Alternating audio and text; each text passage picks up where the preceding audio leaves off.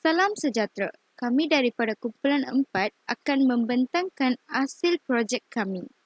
Berikut merupakan skop pembentangan yang kami akan terangkan. Tujuan laman sesawang disediakan.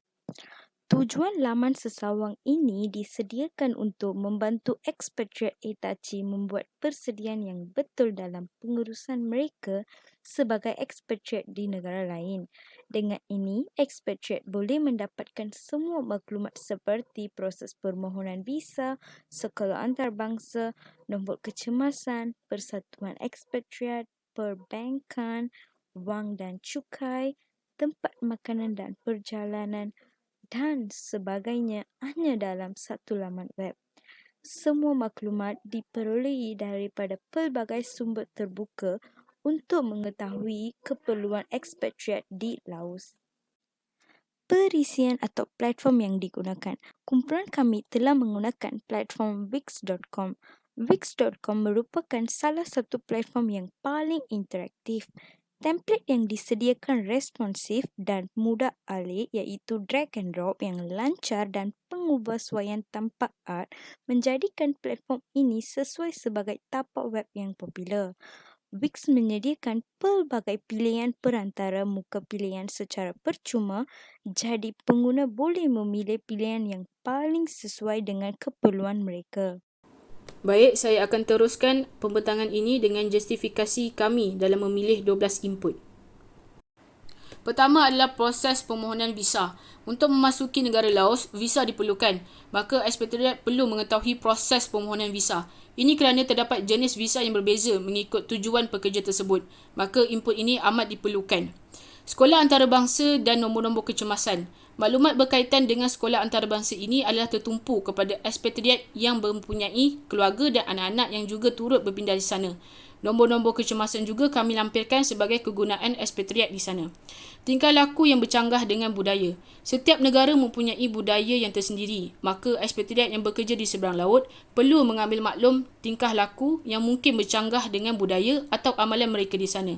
Dan juga beberapa pantang larang juga perlu dijaga sepanjang berada di sana.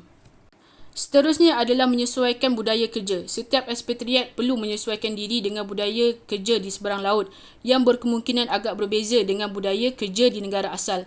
Jadi maklumat ini dapat membantu ekspatriat untuk mengenangani perubahan budaya kerja di sana.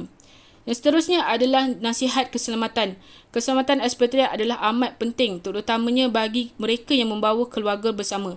Maklumat atau nasihat keselamatan perlu diberitahu kepada mana-mana ekspatriat yang bakal bekerja di seberang laut agar mereka boleh bersiap sedia dan sentiasa berjaga-jaga dengan persekitaran yang baharu di sana. Seterusnya adalah persatuan ekspatriat. Ia merupakan salah satu cara ekspatriat bersosial dengan komuniti tempatan atau ekspatriat dari negara yang lain yang berada turut bersama di negara Laos. Maka persatuan ini dapat membantu ekspatriat dalam berkongsi maklumat dan membina sosial aktiviti mereka di sana. Seterusnya adalah prosedur-prosedur COVID-19. Setiap negara mempunyai prosedur-prosedur yang berbeza dalam menangani pandemik. Maka informasi berkaitan ini perlu diambil maklum kepada semua ekspatriat yang akan bekerja di seberang laut agar tidak melanggar peraturan yang telah ditetapkan di negara tersebut. Seterusnya adalah aplikasi mudah alih. Ekspatriat perlu mengetahui apakah aplikasi harian yang digunakan di negara Laos. Ini kerana ianya akan dapat memudahkan komunikasi dan penyampaian maklumat kepada ekspatriat. Ini kerana setiap negara mempunyai aplikasi yang mungkin akan hanya terpakai di negara mereka sahaja. Jadi maklumat ini amat diperlukan oleh ekspatriat. Seterusnya adalah pelajari bahasa Laos. Ekspatriat perlulah mempelajari sekurang-kurangnya perkara asas dalam bahasa Laos kerana ianya akan memudahkan komunikasi ekspatriat sesama rakan kerja dan terutamanya dengan komuniti di negara sana. Tempat, makanan dan perjalanan. Maklumat ini amat membantu ekspatriat dalam mencari tempat yang sesuai untuk mereka diami atau mahu mereka kunjungi. Maklumat ini dapat membantu ekspatriat terutamanya yang beragama Islam dalam mencari makanan-makanan yang halal. Seterusnya adalah perbankan, wang dan cukai. Ekspatriat perlu mengetahui sebarang perubahan nilai mata wang di negara Laos dan perlu mengambil maklum sebelum berangkat ke sana. Ekspatriat juga perlu mengetahui bank-bank yang disenaraikan yang boleh diguna oleh ekspatriat sepanjang berada di sana dan mengambil keputusan yang tepat dalam memilih perbankan yang betul. Ekspatriat juga perlu mengetahui cukai-cukai yang bakal mereka kenakan. Yang terakhir adalah senarai semak. Senarai semak ini membantu ekspatriat dalam penyediaan yang diperlukan. Ianya juga termasuklah sebelum, semasa dan juga penghantaran semula ekspatriat ke negara asal dan juga beberapa perkara-perkara yang perlu diambil maklum oleh ekspatriat. Catat lairan penyediaan laman sesawang. Permulaan, pengguna masuk ke laman sesawang wix.com atau menggunakan enjin carian seperti Google atau Microsoft Bing. Untuk login, pengguna perlu mendaftar. Pendaftaran juga boleh dipautkan dengan akaun email dan Facebook. Pengguna juga boleh memilih kaedah membina laman sesawang yang disyorkan memilih kaedah ADI, iaitu kecerdasan buatan yang mentafsirkan pilihan yang bersesuaian dengan kehendak pengguna dan menjimatkan masa. Seterusnya, pengguna akan ditanya ciri-ciri khas yang diperlukan. Walaupun pilihan dibuat dalam ciri-ciri ini, namun pengguna boleh mengubahnya semula mengikut kesesuaian. Kemudian, masukkan butiran pengguna. Maklumat ini memberikan ADI mensyorkan dan mencipta menu navigasi, footer, header serta lain-lain berdasarkan butiran pengguna. Kemudian, pengguna memerlukan reka bentuk dengan memilih template yang disyorkan oleh ADI. Seterusnya, pengguna boleh menukar ciri-ciri asas seperti font dan menambah media kreatif dengan mudah. Pengguna juga boleh menggunakan SEO, iaitu Search Engine Optimization, bagi memudahkan syutingan dan paparan pada telefon pintar dan paparan pada skrin komputer. Pengguna juga boleh memilih nama domain dan bersedia untuk diterbitkan selanjutnya dapat diakses oleh pengguna lain. Sekarang saya menjemput Encik Muhammad Khairuddin bin Husin bagi meneruskan pembentangan beliau. Saya ucapkan terima kasih kepada sahabat saya. Seterusnya mengenai penerangan 12 input. Di sini saya akan menceritakan dari segi keunikan website yang telah kami bina. Pertama sekali, dalam website ini dia mengandungi latar belakang ringkas dan video corporate Hitachi. Yang kedua, kesemua 12 input yang mana yang telah diceritakan oleh saudari Atira Husna, sebenarnya input tersebut ready to print dan boleh disimpan serta dilihat secara offline kerana input-input berkenaan menggunakan format PDF. Yang ketiga, website ini boleh diakses melalui PC, laptop, tablet dan smartphone. Kerana menggunakan platform wix.com, platform tersebut adalah dia mempunyai mesra kepada smartphone. Okey, seterusnya mengenai 12 input berkenaan. Yang pertama, proses permohonan visa. Di dalam input ini menyediakan maklumat berkaitan jenis-jenis visa, bagaimana memohon visa bagi perniagaan dan dokumen-dokumen yang perlu disediakan oleh ekspatriat dalam proses permohonan visa. Yang kedua, sekolah antarabangsa dan nombor kecemasan.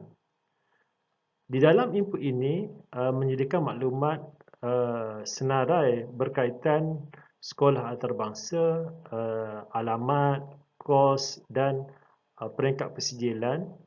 Selain daripada itu, dalam senarai ini terdapat nombor telefon kecemasan, iaitu polis, bomba, ambulan, pasukan penyelamat trafik, kedutaan konsulat di Laos. Yang ketiga, mengenai tingkah laku yang mana bercanggahan dengan budaya setempat di Laos. Dalam input ini, ia menyediakan maklumat mengenai 9 tingkah laku seperti mengkritik kerajaan yang perlu dielakkan atau diambil perhatian kerana tidak selari dengan budaya tempatan di Laos. Yang keempat adalah kaedah untuk menyesuaikan budaya kerja.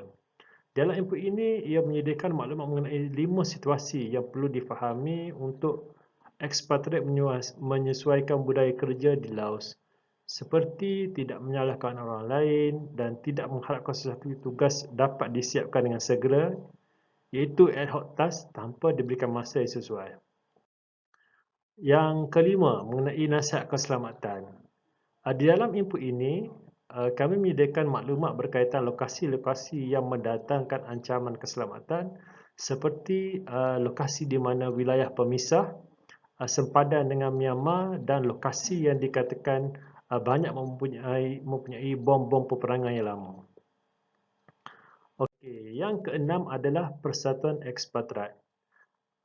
Di dalam input ini menyediakan maklumat berkaitan persatuan yang mana dianggotai oleh ekspatriat agar ekspatriat ini dapat meluaskan interaksi dan dalam masa yang sama boleh mewujudkan jaringan untuk perniagaan. Yang ketujuh, dari segi prosedur COVID-19.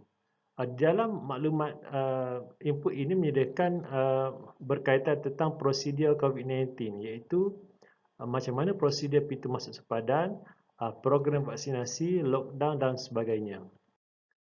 Yang ke-18, dari segi aplikasi mudah alih. Input ini menyediakan senarai maklumat tentang aplikasi mudah alih yang menjadi pilihan rakyat Laos seperti Mocha Laos Apps, Local Laos dan sebagainya. Yang ke-9, dari segi pelajaran bahasa Laos. Di dalam input ini menyediakan maklumat pautan pembelajaran bahasa Laos sebagai untuk persediaan dan ekspatriat mendalami bahasa Laos sebelum mereka ataupun semasa mereka berada di sana. Yang ke-10, maklumat mengenai tempat makanan dan perjalanan. Di dalam input ini menyediakan maklumat senarai tentang lokasi-lokasi pelancongan yang menarik dan restoran-restoran halal khasnya untuk ekspatriat Muslim. Yang ke-12, perbankan wang dan cukai. Input ini menyediakan maklumat mengenai bank-bank utama, pertukaran wang dan kadar cukai khasnya yang dikenakan ke atas ekspatriat. Dan yang terakhir adalah senarai semak. Kami menyediakan satu template yang mana sesuai ditampal di kawasan tertentu seperti pejabat dan peti sejuk rumah sebagai soft reminder. Template ini mengandungi persediaan sebelum, semasa, repatriation dan lain-lain. Template ini memang agak berguna lah, memang berguna untuk ekspatriat. Okey, untuk rujukan di sini kami senaraikan rujukan-rujukan yang kami gunakan untuk sebagai input-input, gabungan input-input untuk 12 input dalam website yang telah kami bina. Itu saja daripada kumpulan kami. Sekian, terima kasih.